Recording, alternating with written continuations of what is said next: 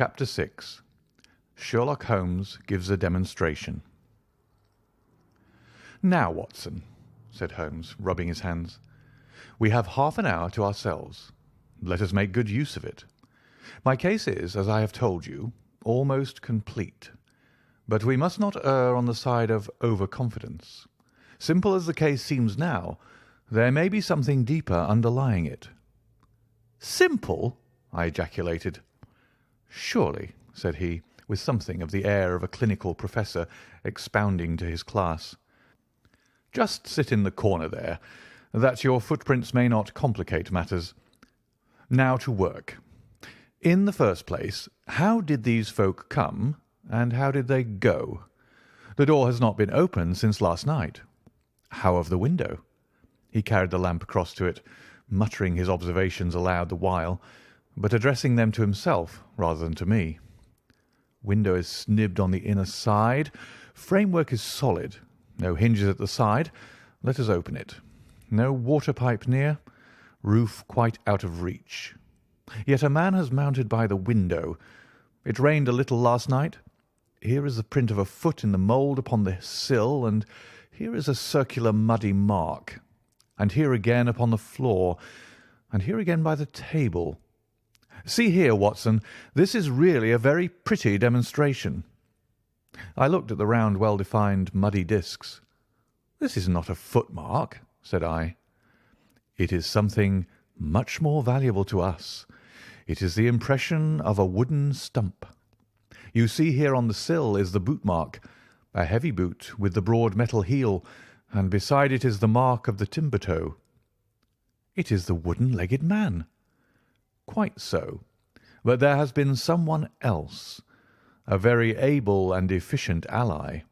Could you scale that wall, Doctor?" I looked out of the open window. The moon still shone brightly on that angle of the house. We were a good 60 feet from the ground, and look where I would I could see no foothold, nor as much as a crevice in the brickwork. "It is absolutely impossible," I answered. "Without aid it is so. But suppose you had a friend up here who lowered you this good stout rope which I see in the corner, securing one end of it to this great hook in the wall. Then, I think, if you were an active man, you might swarm up, wooden leg and all. You would depart, of course, in the same fashion, and your ally would draw up the rope, untie it from the hook, shut the window, snib it on the inside, and get away in the way that he originally came. As a minor point, it may be noted," he continued, fingering the rope, "that our wooden-legged friend, though a fair climber, was not a professional sailor. His hands were far from horny. My lens discloses more than one blood mark, especially towards the end of the rope, from which I gather that he slipped down with such velocity that he took the skin off his hand." "This is all very well," said I, "but the thing becomes more unintelligible than ever. How about this mysterious ally? How came he into the room?" "Yes, the ally," repeated Holmes pensively. "There are features of interest about this ally. He lifts the case from the regions of the commonplace. I fancy that this ally breaks fresh ground in the annals of crime in this country, though parallel cases suggest themselves from India, and, if my memory serves me, from Senegambia." "How came he, then?" I reiterated. "The door's locked, the window is inaccessible. Was it through the chimney?" "The grate is much too small," he answered. "I had already considered that possibility." "How then?" I persisted. "You will not apply my precept," he said, shaking his head. "How often have I said to you that when you have eliminated the impossible, whatever remains, however improbable, must be the truth. We know that he did not come through the door, the window, or the chimney. We also know that he could not have been concealed in the room, as there is no concealment possible. Whence, then, did he come?" "He came through the hole in the roof!" I cried. "Of course he did. He must have done so. If you will have the kindness to hold the lamp for me, we shall now extend our researches to the room above, the secret room in which the treasure was found. He mounted the steps, and seizing a rafter with each hand, he swung himself up into the garret. Then, lying on his face, he reached down for the lamp and held it while I followed him. The chamber in which we found ourselves was about 10 feet one way and 6 the other. The floor was formed by the rafters, with thin lath and plaster between, so that in walking one had to step from beam to beam. The roof ran up to an apex, and was evidently the inner shell of the true roof of the house. There was no furniture of any sort, and the accumulated dust of years lay thick upon the floor. "Here you are, you see," said Sherlock Holmes, putting his hand against the sloping wall. "This is a trapdoor which leads out onto the roof. I can press it back, and here is the roof itself, sloping at a gentle angle. This, then, is the way by which number 1 entered. Let us see if we can find any other traces of his individuality." He held down the lamp to the floor, and as he did so I saw for the second time that night a startled, surprised look come over his face. For myself, as I followed his gaze, my skin was cold under my clothes. The floor was covered thickly with the prints of a naked foot, clear, well-defined, perfectly formed, but scarce half the size of those of an ordinary man. "Holmes," I said in a whisper, "a child has done the horrid thing." He had recovered his self-possession in an instant.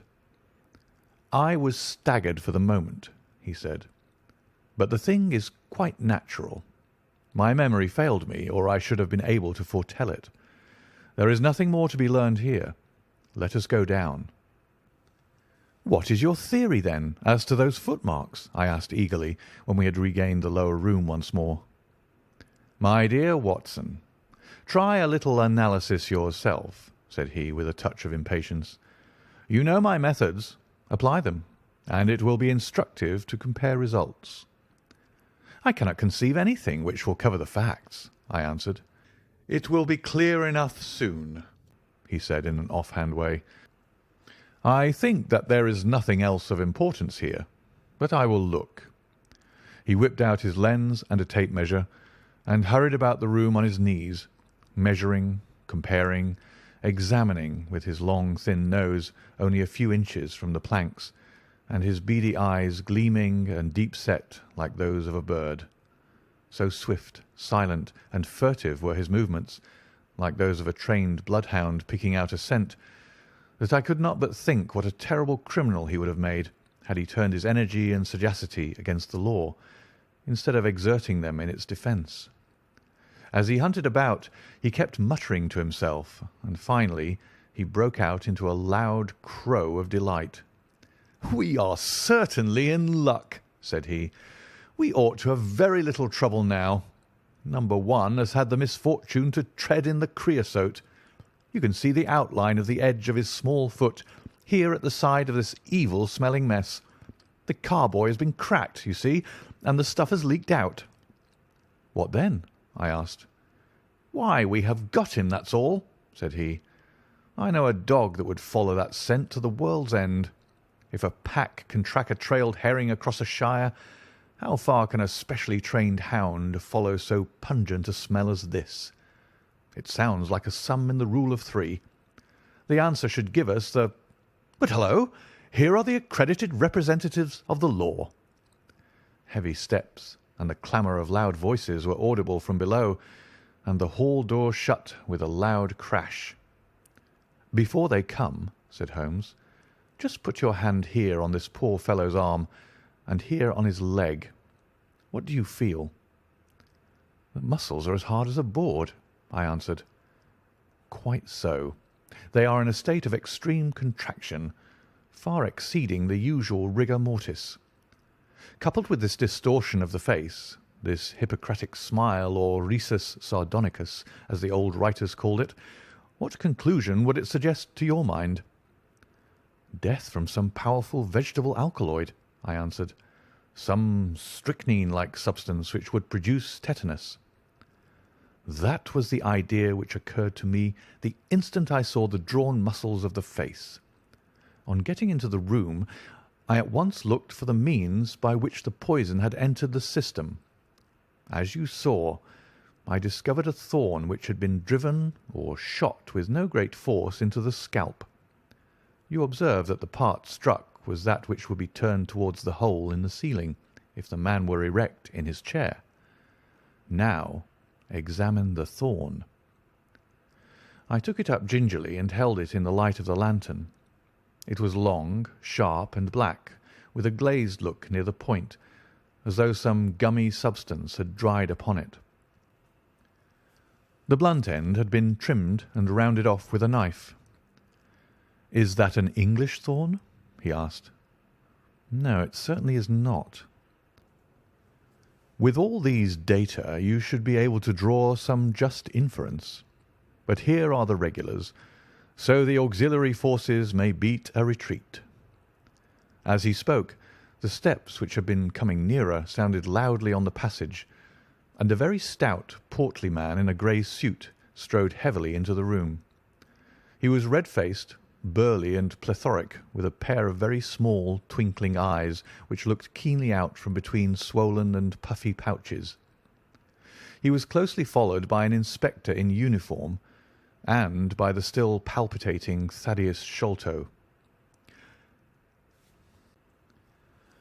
"Here's a business," he cried in a muffled, husky voice. "Here's a pre-business. But who are all these? Why, the house seems to be as full as a rabbit warren." "I think you must recollect me, Mr. Athelney Jones," said Holmes quietly. "Why, of course I do," he wheezed. "It's Mr. Sherlock Holmes, the theorist. Remember you? I'll never forget how you lectured us all on causes and inferences and effects in the Bishopgate's jewel case. It's true you set us on the right track, but you'll own now that it was more by good luck than good guidance." "It was a piece of very simple reasoning." "Oh, come now, come. Never be ashamed to own up. But what is all this? Bad business. Bad business. Stern facts here. No room for theories. How lucky that I happened to be out at Norwood over another case. I was at the station when the message arrived. What do you think the man died of?" "Oh, this is hardly a case for me to theorise over," said Holmes dryly. "No, no. Still, we can't deny that you hit the nail on the head sometimes. Dear me. Door locked, I understand. Jewels worth $500,000 missing. How was the window?" "Fastened, but there are steps on the sill." "Well, well. If it was fastened, the steps could have nothing to do with the matter. That's common sense. Man might have died in a fit, but then the jewels are missing. Ha! I have a theory. These flashes come upon me at times. Just step outside, Sergeant, and you, Mr. Sholto. Your friend can remain. What do you think of this, Holmes? Sholto was, on his own confession, with his brother last night. The brother died in a fit, on which Sholto walked off with the treasure. How's that?" "On which the dead man very considerately got up and locked the door on the inside." There's a flaw there. Let us apply common sense to the matter. This Thaddeus Sholto was with his brother. There was a quarrel. So much we know. The brother is dead and the jewels are gone. So much also we know. No one saw the brother from the time Thaddeus left him. His bed had not been slept in. Thaddeus is evidently in a most disturbed state of mind. His appearance is, well, not attractive. You see that I'm weaving my web round Thaddeus. The net begins to close upon him." "You are not quite in possession of the facts yet," said Holmes. "This splinter of wood, which I have every reason to believe to be poisoned, was in the man's scalp, where you will see the mark. This card, inscribed as you see it, was on the table, and beside it lay this rather curious stone-headed instrument. How does all that fit into your theory?" "Confirms it in every respect," said the fat detective pompously.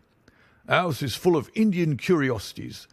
Thaddeus brought this up, and if this splinter be poisonous, Thaddeus may as well have made murderous use of it as any other man. The card is some hocus-pocus, a blind, as like as not. The only question is, how did he depart? Ah, of course, there is a hole in the roof." With great activity, considering his bulk, he sprang up the steps and squeezed through into the garret, and immediately afterwards we heard his exulting voice proclaiming that he had found the trapdoor. "He can find something," remarked Holmes, shrugging his shoulders. "He has occasional glimmerings of reason. Il n'y a pas de sot si incommode que ceux qui ont de l'esprit." "You see," said Athelney Jones, reappearing down the steps again, "facts are better than mere theories after all. My view of the case is confirmed. There is a trapdoor communicating with the roof, and it is partly open." "It was I who opened it." "Oh, indeed. You did notice it, then?" He seemed a little crestfallen at the discovery. "Well, whoever noticed it, it shows how our gentleman got away, Inspector." "Yes, sir," from the passage. "Ask Mr. Sholto to step this way. Mr. Sholto, it is my duty to inform you that anything which you may say will be used against you. I arrest you in the Queen's name as being concerned in the death of your brother." "There now, didn't I tell you?" cried the poor little man, throwing out his hands and looking from one to the other of us. "Don't trouble yourself about it, Mr. Sholto," said Holmes.